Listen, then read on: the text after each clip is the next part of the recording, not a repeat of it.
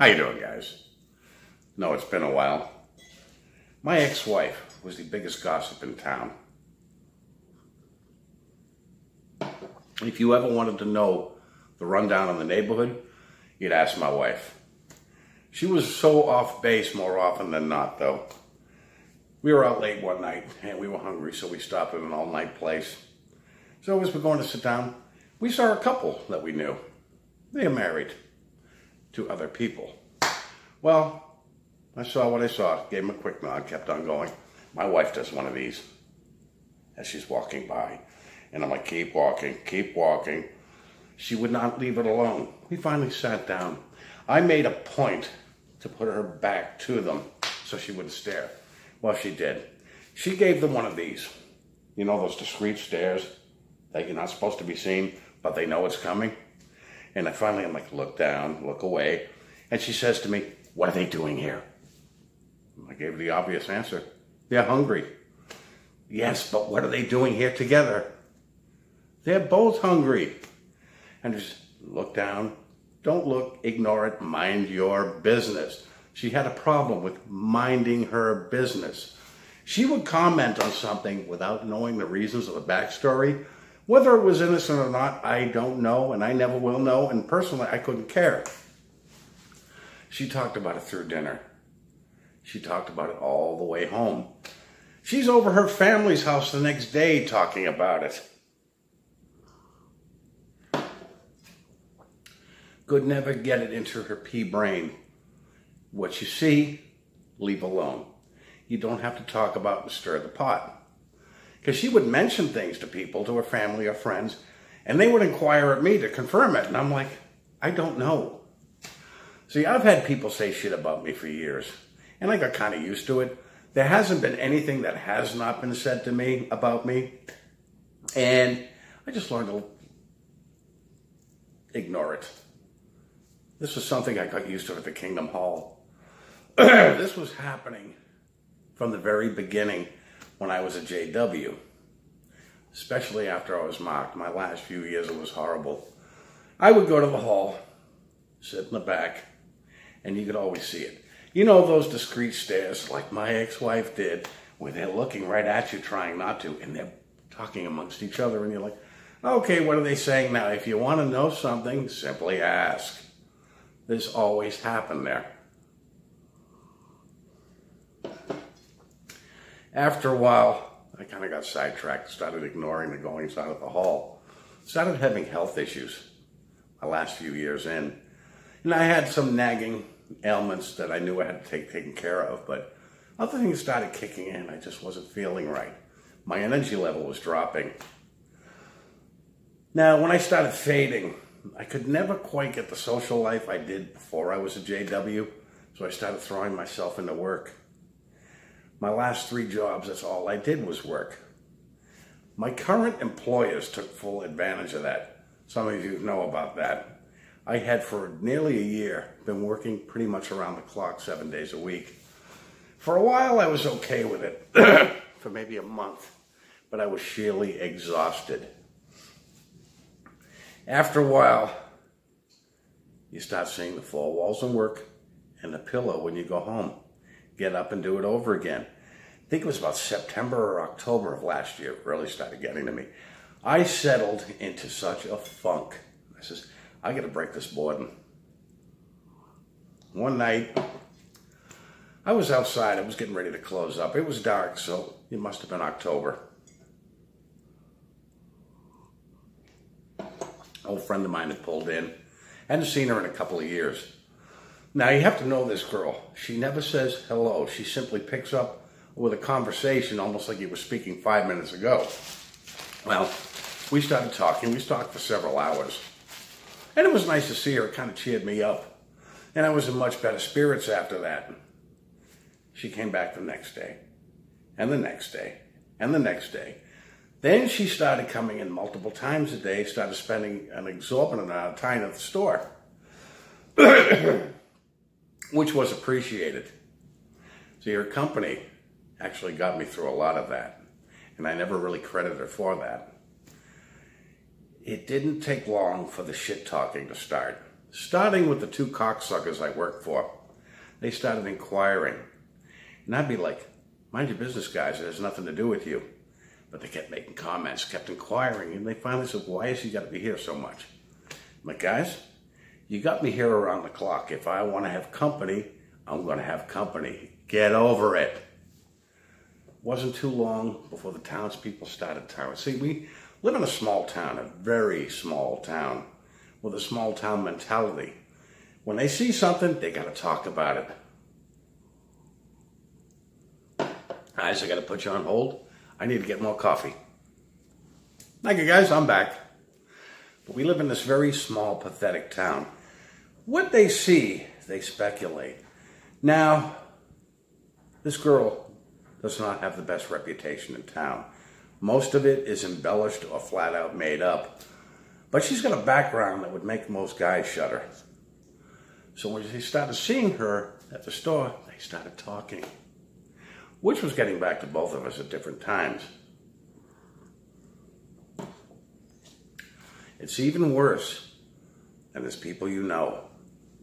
See, I had two friends that were inquiring. One is not in the area, but what do you do when you're talking to somebody? You talk about current events. Now with me, all I was doing was working. At around the same time, both of them were getting little bits of information and then started bashing and cutting it down. And it was kind of getting to me. Reason being that they weren't considering. You're talking to a guy who's working close to 100 hours a week, on average 3 hours sleep a night. You think you might want to walk a little easier? No, they didn't. They didn't think about that. Well, the inevitable happened on both of them. Around the same time, I exploded on them. One of them realized what they were doing and completely backed off. Because she was in the same boat just a few years earlier. The other one was just a complete asshole. But nonetheless, I blew up. I never liked drama. I mind my own business. I like people around me to mind their own business. Social media has got this small town mentality, even though it's a worldwide entity. I have noticed, for the most part, people are very opinionated. That's fine, but they don't know how to keep it to themselves. I forgot where I was going with that.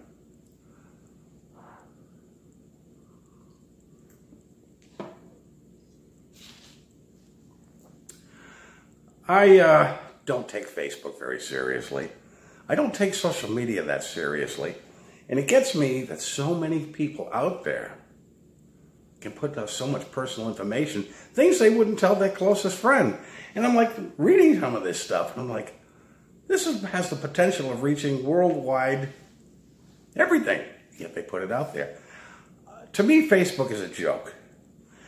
I do not put anything personal out there. Everything you see on my Facebook page, for those of you who know me on Facebook, is for sheer entertainment. I throw random quotes out there, old movies and shit like that. I can't take it serious. I don't even use my real name on Facebook or on YouTube.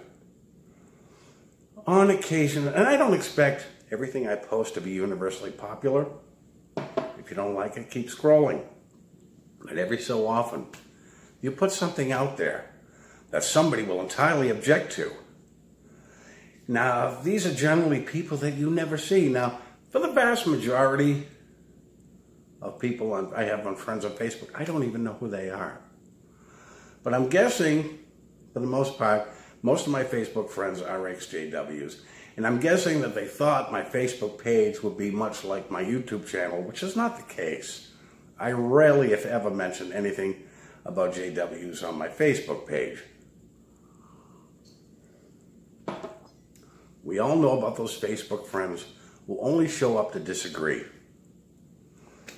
Now, I work on occasion. I just got one about 20 minutes ago, Lee Martin.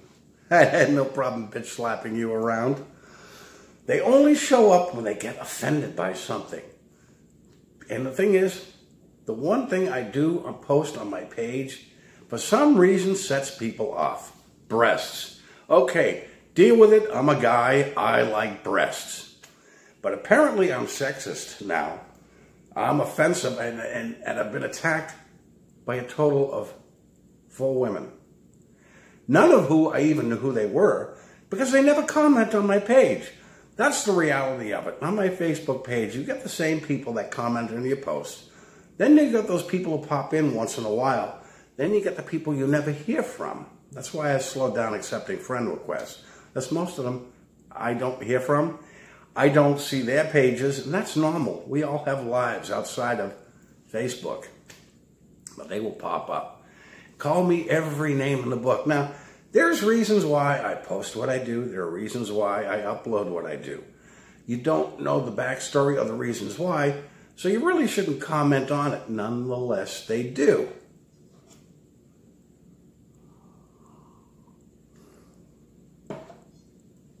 And I just lost my train of thought. Normally, I'm not a touchy person. Of late, some of you know that I was hospitalized last month, and again this past week. I've been getting very thin-skinned about some things. So when you see maybe a total of 4 people, it's funny how you get 100 compliments, but you focus on the one insult. Funny how that works out. But on occasion, I've had a total of 4 people that would attack a post, people I've never heard from before. And like I said, I don't have any problem bitch slapping somebody around before I delete them. But much like my personal life, people that butt in without knowing the backstory, the reasons why I'm doing what I do, the reasons why I say what I say. I get a little touchy in my personal life as well, because frankly, I was hospitalized a month ago. I knew I had an existing condition, and the prognosis was not good this past time in. Now, the friend who had been visiting me at work over this past year, she knew. She knew about this a year ago.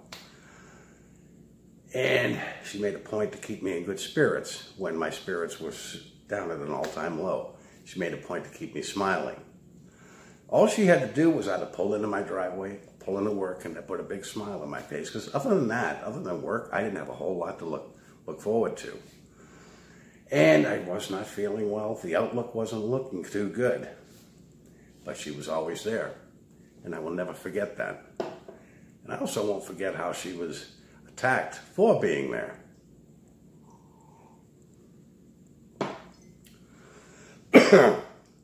When you find something out and you're not sure which direction it's going to go, it kind of changes your outlook on life.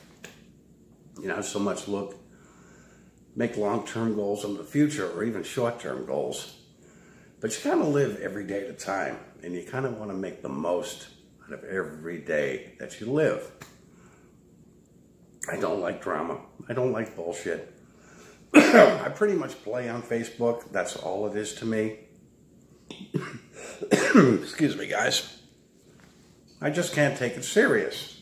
Nor will I ever.